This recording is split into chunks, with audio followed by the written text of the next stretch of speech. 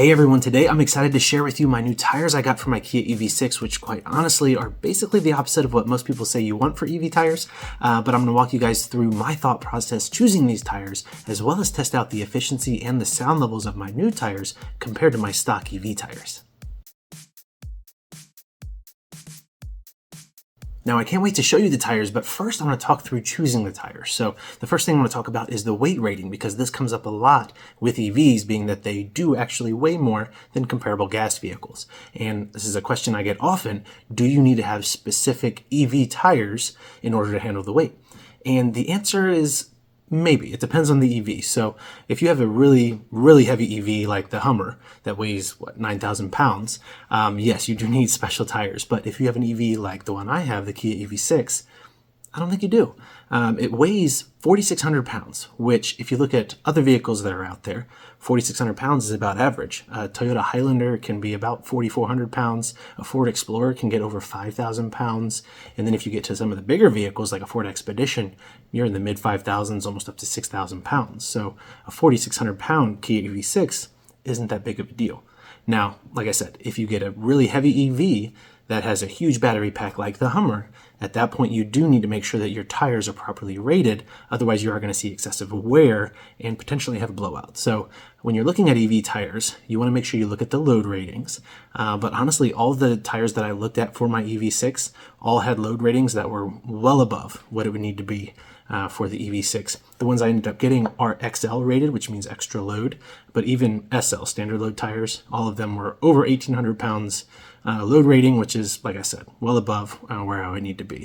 Now, next up, I want to talk about low rolling resistance tires. Now, this phrase is very popular with tire manufacturers to signify basically tires that have been designed to have a lower rolling resistance and increase efficiency. So with gas cars, increase miles per gallon. With EVs, increase the miles per kilowatt hour. Now, there are varying ways that the manufacturers do this when it comes to the tread design, the tread compound, that type of thing. But either way, most manufacturers optimize their tread for some sort of low rolling resistance. There's going to be different levels of it. Some tires are going to perform better than others, but tire manufacturers want their tires to give people the most efficient experience possible while giving them the better performance. Now, personally, I wanted to go with tires that were performance tires that have more traction. I do take my car to the track sometimes. I like to drive fast. I want my car to handle well. So I did not specifically look for low rolling resistance tires. I looked for performance tires, basically.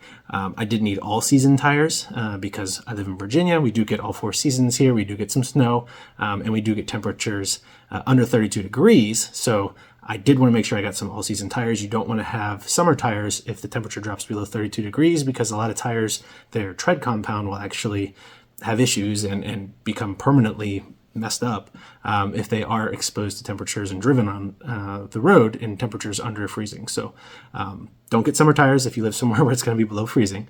But yeah, so that was my thought process. Now, sizing, I personally wanted to get a bigger size. So there's 2 reasons behind this. One, I love the look of wide tires. I had I had 2 Mustangs actually, that had wide tires in the back. One of them had 315s, which is very wide tires in the back, and I just love that look. I think it looks great. It looks mean. I like the meaty look. So I wanted to have some wider tires there. I also wanted tires that were slightly taller than stock to help fill the gap between the tire and the fender, as well as my speedometer has always been slightly off. So at 70 miles an hour, my speedometer might say I'm actually going 71 when comparing to the GPS. So I wanted to correct that a little bit by getting tires that were slightly taller, but I also wanted tires that were wider. So personally, the factory tire size is 235/55 19s. I went with 265/50 19s. So these are over an inch wider, which is going to look great in my opinion, but they are also about 1/4 of an inch taller.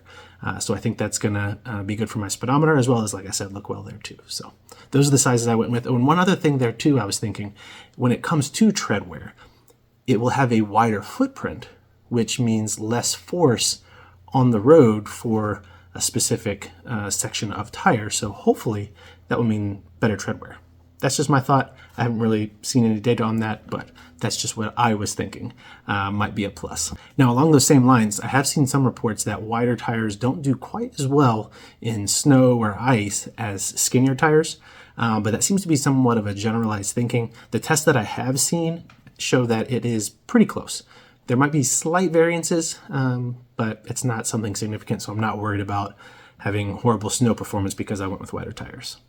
Now, a big thing I want to talk about is pricing. So price is probably the most important thing that people look at when it comes to tires. They look at price, they look at tread life, and obviously performance is important too, but price is a big thing. So it's hard for some people to justify spending significantly more on tires that are going to give you basically the same performance and tread life. And what I wanted to do was look at some value tires and see, are there some options there that can help save people a significant amount of money, but still give them solid performance and solid tread life. So what I did is I looked at the tire size that I want, the tire category that I want, which is a high performance all season, and kind of narrowed it down from there. One of the tires I was looking at that actually looks pretty good is the Michelin Pilot Sport All Season 4. So these tires are all season tires that are performance tires. They can be run through, like I said, all seasons in the winter. They have great reviews, and the pricing for what they are isn't bad at all.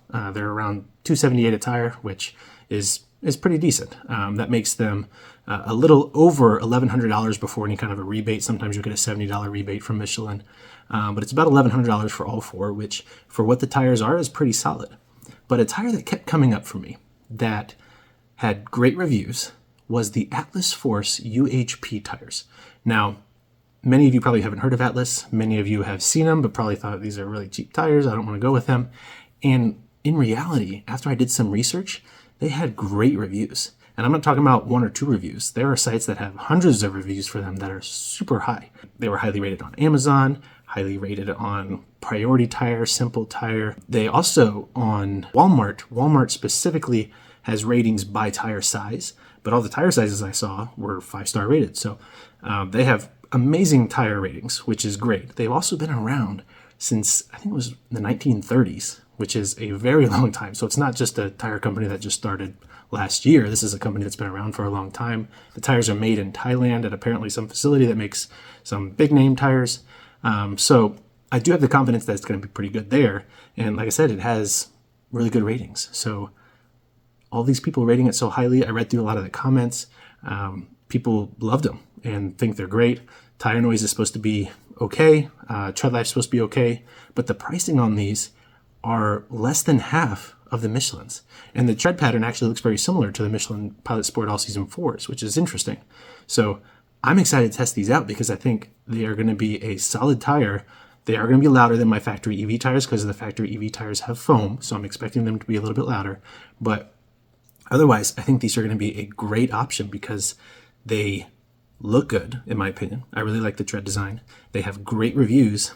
And like I said, the price, I got all four for $452. $452 for all four. That is really solid. So I'm excited to get these installed and take a look at them, see how they look, see how they fit, being that they are so much wider, as well as test out the efficiency and the sound levels, because I think this is going to be a solid option, and I'm really excited. All right, the tires are installed. Time to take a look at them up close. Man, that's a good looking car. And these tires look so good.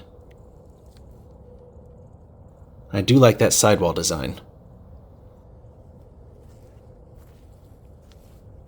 The tread pattern here looks good. Again, very similar to the Pilot Sport All Season 4s I was looking at. You can see these tires are the 265/50/19s, and the load rating is 110, which is over 2,300 pounds. And the W is the speed rating, which is 168 miles per hour.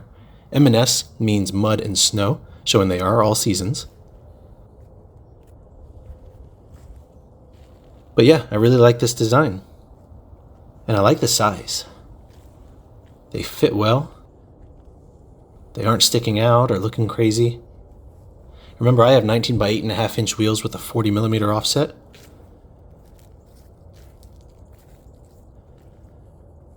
And these fit perfect.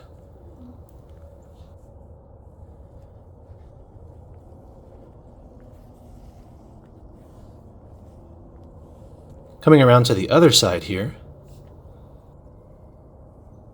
the tires look really good.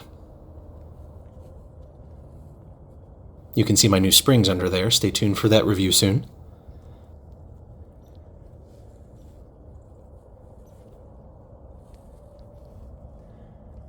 But yeah, I'm really happy with the look of these Atlas Force UHP tires.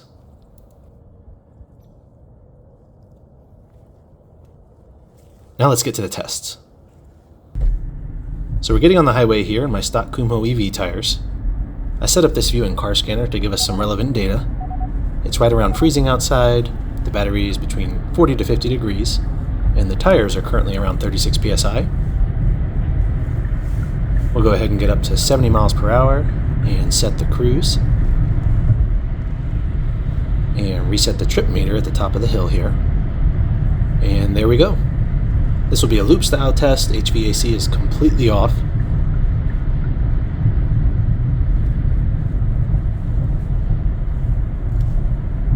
Looking at the car scanner data, everything's about the same as it was just a second ago. Remaining energy is what we'll look at to compare here. We're starting right at 47,192 watt hours. Looking at the decibel meter, we're around 67 to 68 decibels or so.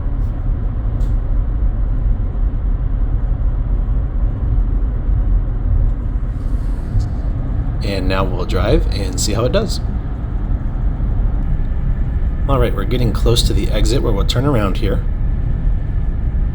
The car is indicating 3.2 miles per kilowatt hour. Temperatures are still the same. Tire pressures are about 36 to 37 psi.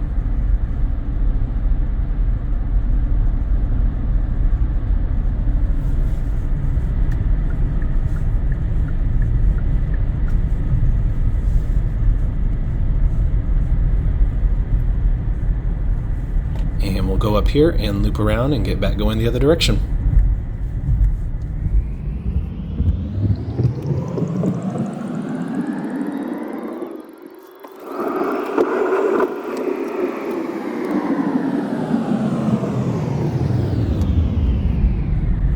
Alright, getting back on the highway here. And back up to 70 miles per hour.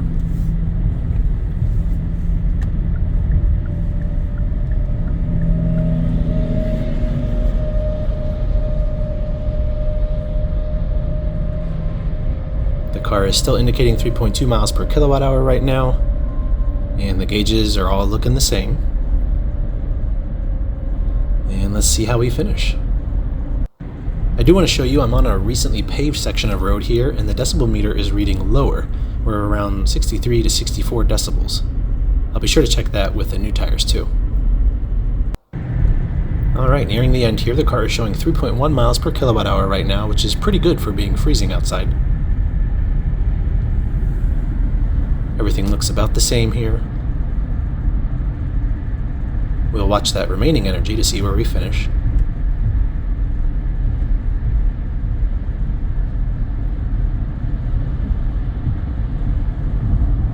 But yeah, we're looking good.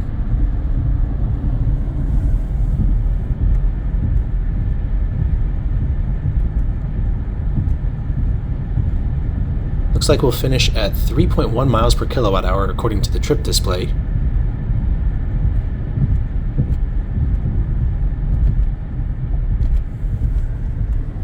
And 43,686 watt hours remaining. That means we used 3,506 watt hours on the test. Now it will be interesting to see what we get with the new tires. Alright, I just reset the trip meter with my new Atlas Force UHP tires. Looking at the gauges, we're at 53,254 watt hours remaining, and we're within a few degrees of the temperatures in the stock tires test, and the tire pressures are about the same there too. Again, HVAC is completely off. Looking at the decibel meter here, we're showing about 68, 69, 67 decibels, about 68 average it looks like, so not far off actually from the stock tires. Granted, they had 23,000 miles on them and maybe 30% tread life left, but still not bad. There is a little hum from these new tires, but it's not loud, just a little bit different of a sound. So anyway, we're going strong. Let's see how this turns out. Alright, we are getting close to the exit to turn around now, showing 2.8 miles per kilowatt hour according to the trip display. Remember, these tires are a little bit taller than the stock tires, so that will likely make this gauge not the most accurate to compare. We'll want to make sure we look at the remaining energy to see how much energy we actually use. Time for the loop around to go the other direction.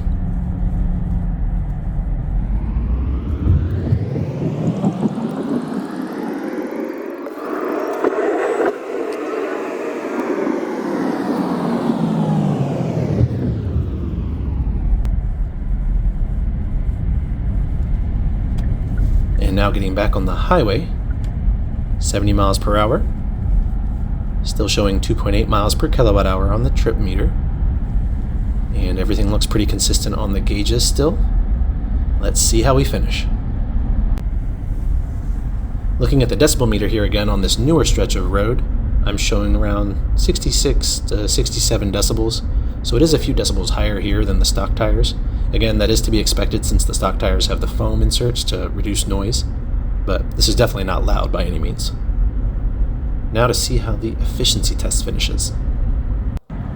We are getting close to the end here, and we're showing 2.9 miles per kilowatt hour on the trip meter.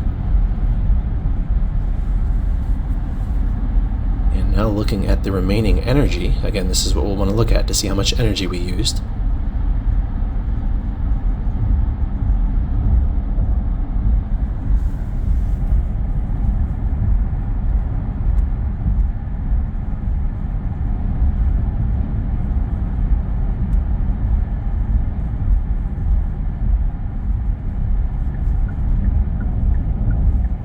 And we're getting up to the top of the hill here, and we're at 49,830 watt hours remaining, which means we used 3,424 watt hours of energy, and that's actually less than the energy consumed with the stock tires, which was 3,506. That is crazy. That is definitely not what I was expecting. These tires are over an inch wider, they're taller, and they're not low rolling resistance EV tires. So I am really excited about this.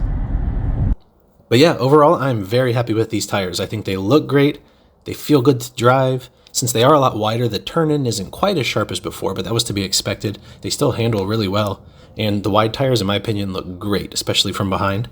And I really like the look overall. We'll see how tread life ends up. They have a 40,000 mile warranty, but with how I drive, even if I just get 25,000 miles out of these, I'll be happy. And when I drive them in rain or snow, I'll let you guys know how they do, but as of now, I'm excited. Anyway, I'll post links to these tires in the factory size and in the size I got in the description for you guys so you can check them out. Priority Tire had the best price I could find and has free shipping, so that's where I recommend getting them from. But anyway, let me know if you have any questions. I hope this video was helpful for you, and if it was, please hit that like button and be sure to subscribe for more videos. I have a lot on the way. Thank you guys so much for watching, and I will see you in the next video.